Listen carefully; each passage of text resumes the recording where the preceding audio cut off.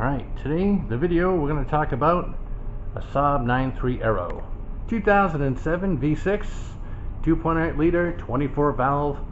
Anybody that knows Saabs, they kind of know what I'm talking about. So we'll get over here to the parcel shelf, and basically what we had was due to the sun down here in Florida and the fact that the factory windows actually has some UV formulated into the glass, some UV protection, it wasn't enough. So recently we just tinted the windows. However, there is some wrinkling on the rear parcel shelf. I ordered it through AERO Parts, who deals directly with AERO along with Saab parts, and this whole thing is on its way in. It will have taken about 6 weeks to get here, and actually replacing is pretty easy. You fold the seats down. Between the seats and the parcel shelf there's 3 plastic plugs. You pull those out and this thing slides forward. You put it in, you just do it reverse. It takes about 5 whole minutes to go ahead and replace this. So that's one thing. Saabs are reliable. It's not really anything mechanical we've had problems with. It usually has to do with the sun and the wear and tear externally on different parts.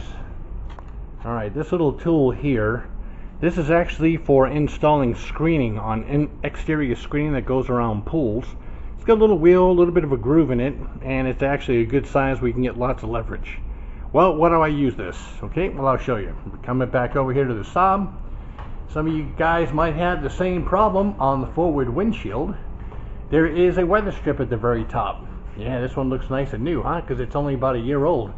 You take it to any Saab place or in a glass place and they try to tell you, oh, the glass has to come out. You can't just put that on. Well, they're full of it. They're basically just trying to get money out. These little strips here, they just pull straight up. They kind of almost press and snap into place. Then you take the old one here, and you actually just start pulling it up on one side and just pull the old one. Of course, it turns to powder. It's so rotten. And then after you've cleaned it up really well, to help assist in getting this new one in without doing anything to the windshield at all, you just spray a little watered down dish soap to make it nice and slippery.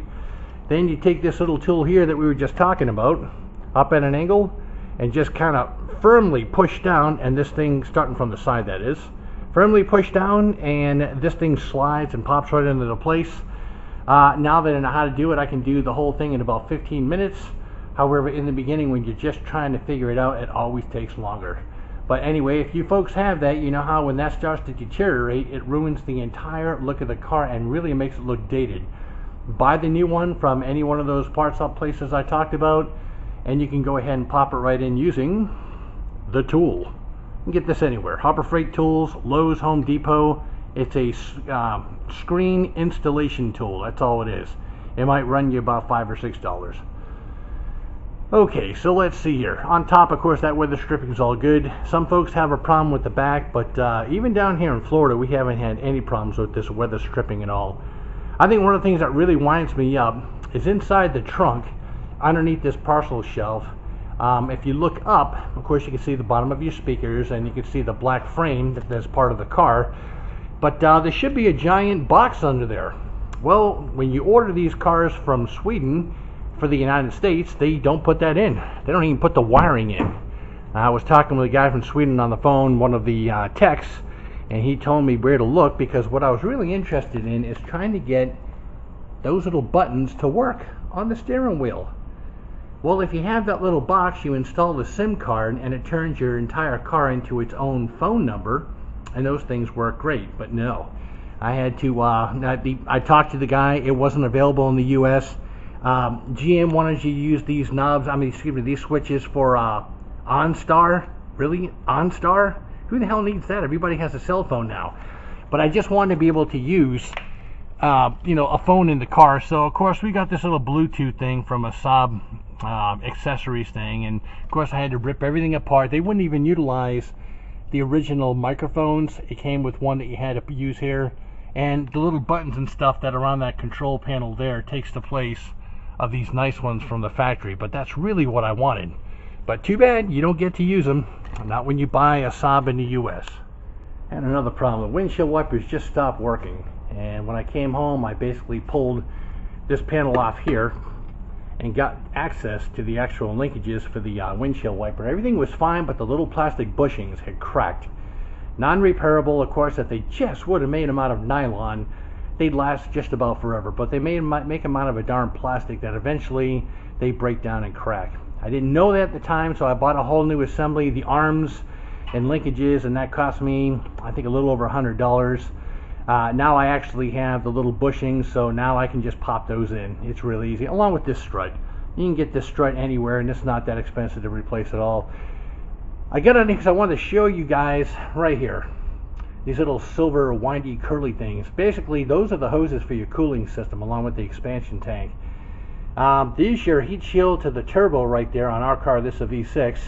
It gets really hot, and eventually those things melt and swell and they start leaking. And you can always tell because all of a sudden you come home and you can just smell that sweet fluid, the antifreeze. So I basically ordered some new ones, but before I put them in, I got some of this heat wrap tape from I think AutoZone right up the street, a whole roll of it. And I just wrapped them up individually like that before I installed the new ones. Now I don't ever have to worry about them overheating, swelling, melting, and none of that stuff. The other things we had a problem with were the caps were just starting to get old. The different caps that were here. Even this one that was over here. Yeah, let's see if I get a good shot of that. Right there for the power steering. That was starting to weep fluid onto the reservoir.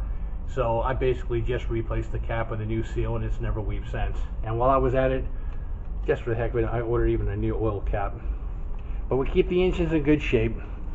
While I was overseas flying in and out of the Middle East, I had to store the cars.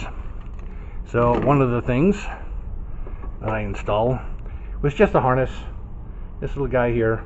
And this goes directly to the battery. That way I can plug in a quick battery tender. And I was able to float the batteries to keep them in good order.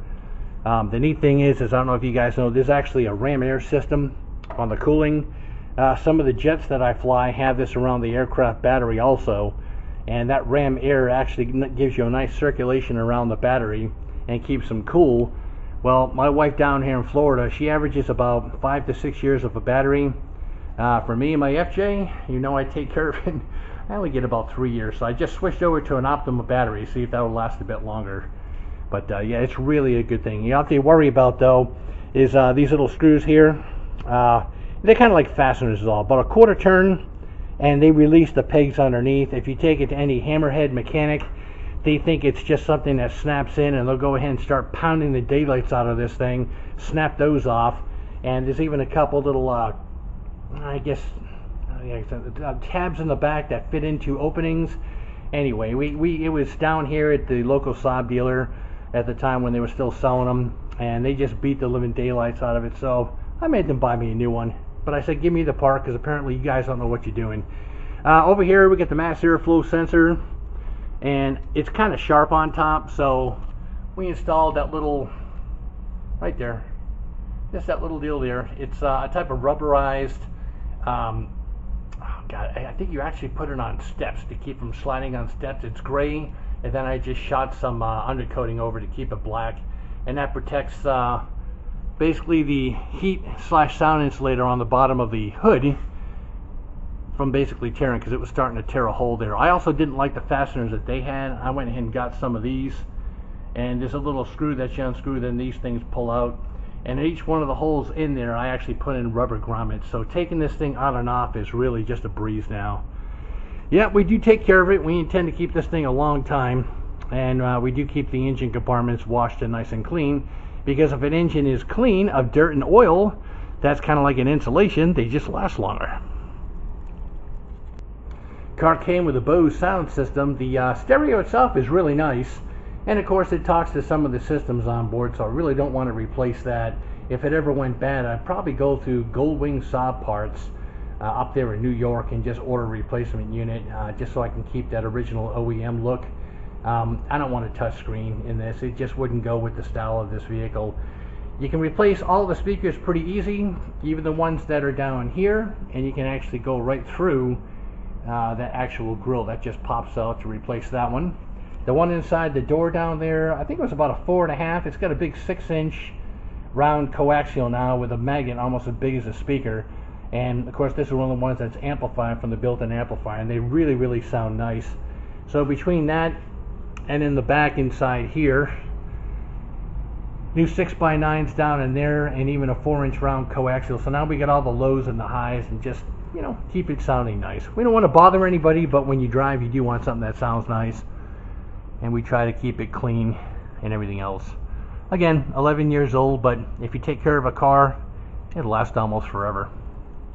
Yeah, Sweet Central down here in the Orlando, Florida area.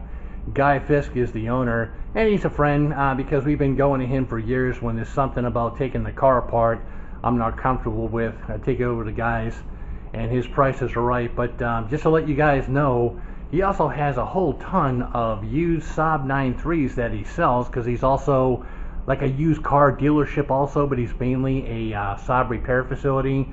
And if you're looking for a Saab and you can't find one, call up Sweet Central down here. They'll go ahead and get a hold of you and be able to let you know what they have. And with Guy behind you, he'll definitely make sure you're taken care of. Yeah, you'll never be able to tell, but we're Saab fanatics.